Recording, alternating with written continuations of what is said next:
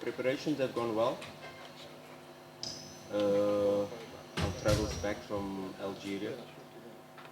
Of course, we've analyzed the team, Sfaxien, in details, and a very young, mobile, dynamic squad, and with a very good coach. Everybody looks at them, they lost their first 2 group games, but if you analyze the matches, both matches you could say they could have won. So they're a very good side, and they're probably very similar to us in relation to a lot of new signings, a new coach, and they're still building their squad.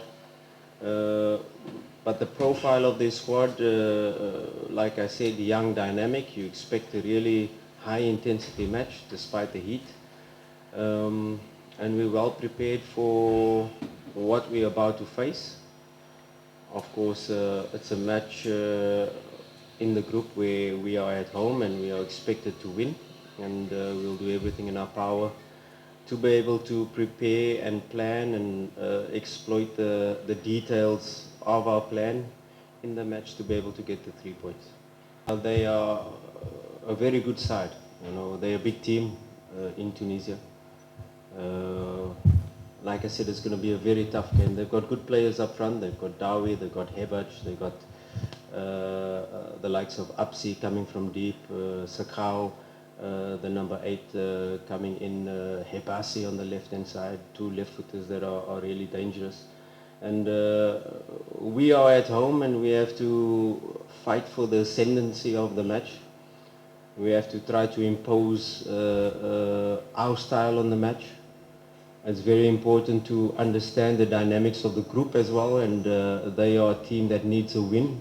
They are a team that needs 3 points.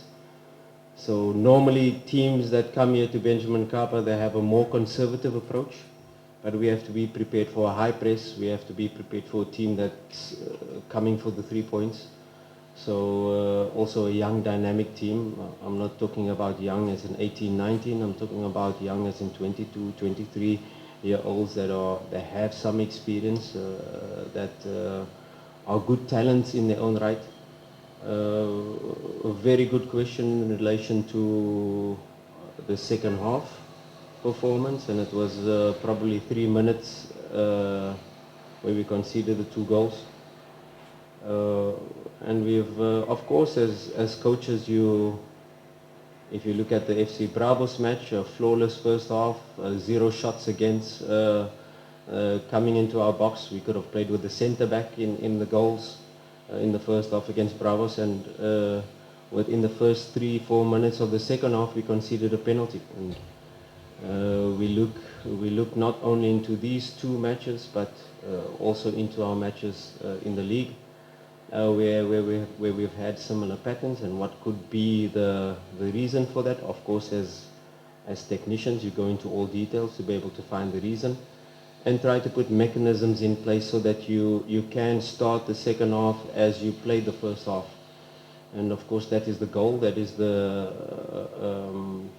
what we want the players to execute, not only for 45 minutes, but for 90 minutes. And we've put all mechanisms in place to be able to have a balanced approach for 90 minutes. We know that we also need the 3 points, but we have to be very smart in relation to how we approach the game. It is a game, and it's a match at home that Simba always wants to win. But a match like this, dominating on the one hand, but knowing that they will leave their quick wingers perhaps in rest attack to catch you on the counter attack, so you have to be aware of that. And it's not only wingers that will be cheating, or not only wingers that will be staying probably behind our fullbacks and allowing our fullbacks to attack. And these are the moments where we have to put our mechanisms of rest defense in place, but also try to finish every action off for the shot at goal. So it's very important how we approach this match, very aware of all their possibilities and how they are going to set up. But if we apply ourselves like we've been speaking about now for the consistently over 90 minutes, I don't think we'll have a problem. Okay, still questions for the head coach?